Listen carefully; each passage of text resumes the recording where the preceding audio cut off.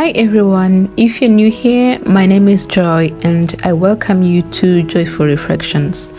I'm so glad that you have decided to join me today, and I'd like to thank you very much for you all who have shown your support, and it honestly means the world to me. If you are of course new, remember to subscribe and to turn on your notification bell so that you don't miss any exciting content which I have planned already for you. To be quick, today I'm going to be sharing 11 key tips of building a stronger and more meaningful relationships. Just a disclaimer, I'm not a relationship expert, nor do I have any certification or anything related to that, but I would say that I have been leading this book of Healing Your Soul, written by Daniel G. Amen, whom I told you about in a previous video. So I came across these 11 key tips of building a stronger relationship, and I was like, why not sharing them with my amazing community? You know what, maybe there might be 11 key tips, but you might never know, because one can learn two, or one which can really be a lifetime meaningful advice.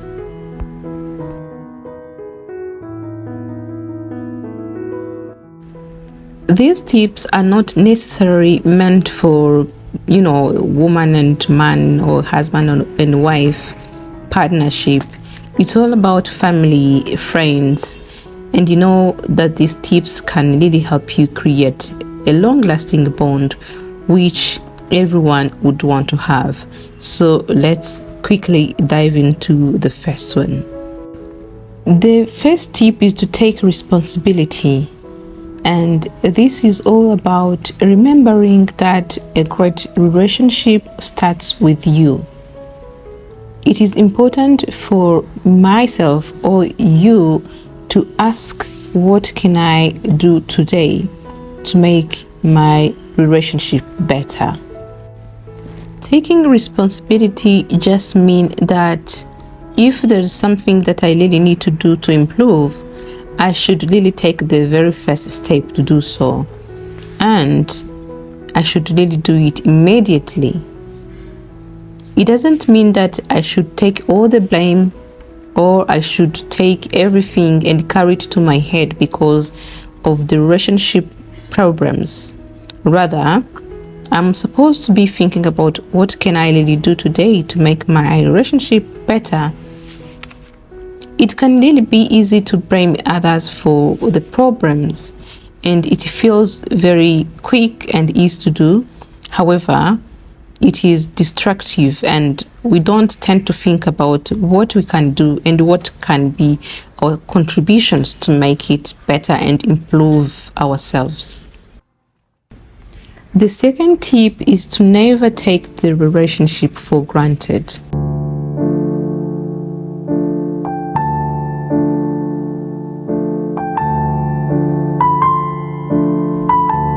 Daniel emphasized that in order for the relationship to be special, they need a constant nurturing.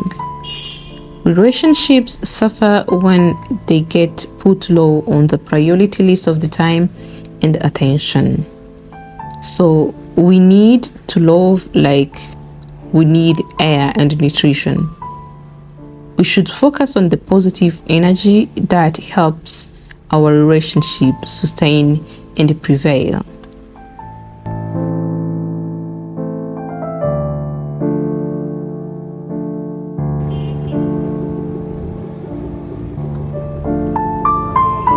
Number 3 is to protect our relationships.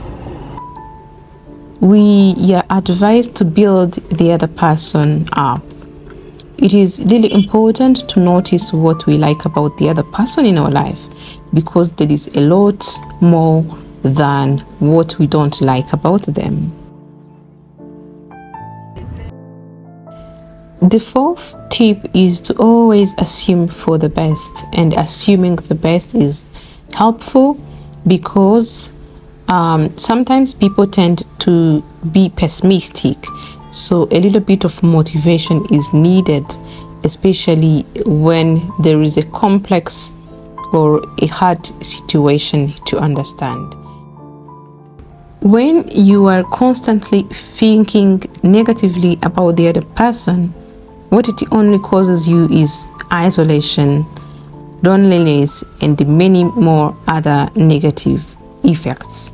So it is really important to be optimistic, because when you are too pessimistic, it not only destroys your trust, but also it does harm the other person.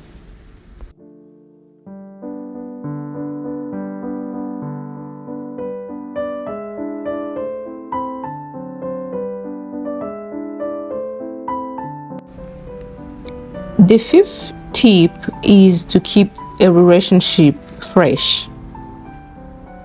Daniel advises us to stay away from the old-fashioned or old habits which we have been really used to doing. He suggests that we should really accommodate new routine. So, to keep our relationships and the brain young and healthy, we should come up with the new and different ways of doing things, which we are supposed to be doing with these people around us, the people we care about, the people we love.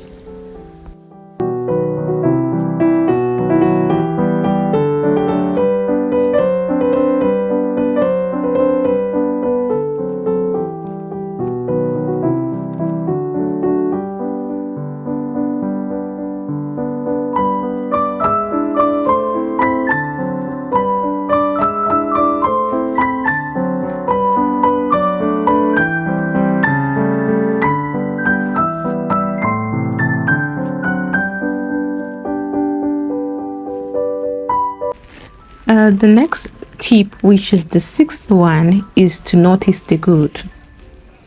It is very easy to notice what you don't like about a relationship, and it is in our nature. So it takes little effort to notice what you like. When we spend more time noticing the positive aspects of the relationship, we are more likely to see an increase in positive behavior.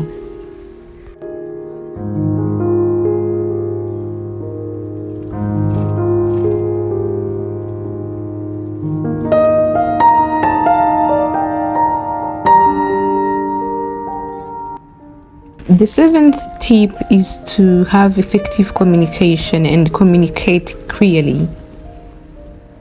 It has been found that many of the fights that people do have are the results of miscommunication. So we are supposed to really take some time and listen and clarify what the other person is saying to us.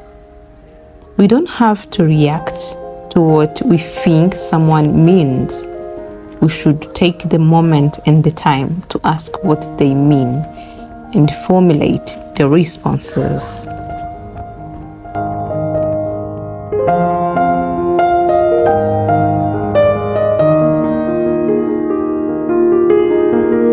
The eighth tip is to maintain and protect trust. It is really believed that so many relationships fall apart after there has been a major violation of trust. So it is important to really avoid any violation that can affect people's relationships. Guys, if you are still around and if you haven't liked this video, please remember to do so, and remember to also gather your thoughts so that you can leave a relevant comment about what you think about this video so far. And I would kindly ask you to turn on your notification bell so that you don't miss out any future videos that I might have for you. So our next tip in having effective relationship is to deal with difficult issues. So we don't have to surrender if we know that we are right about what we believe in. We should stand firm but kind. We should be ready to deal with the situation, not a person.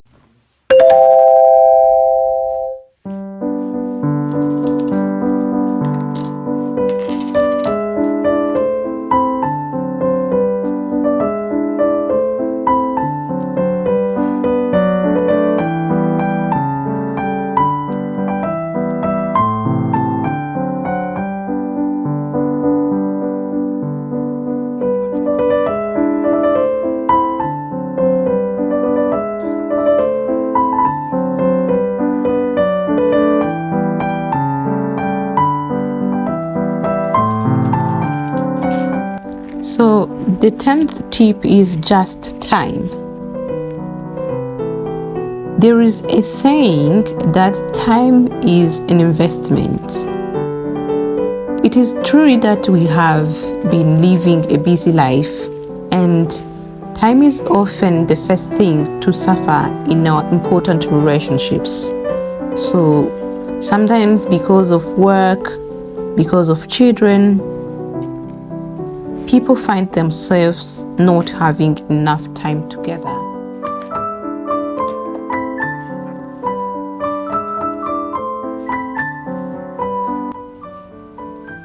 The 11th tip is touch, and yes, you heard it well, it is touch.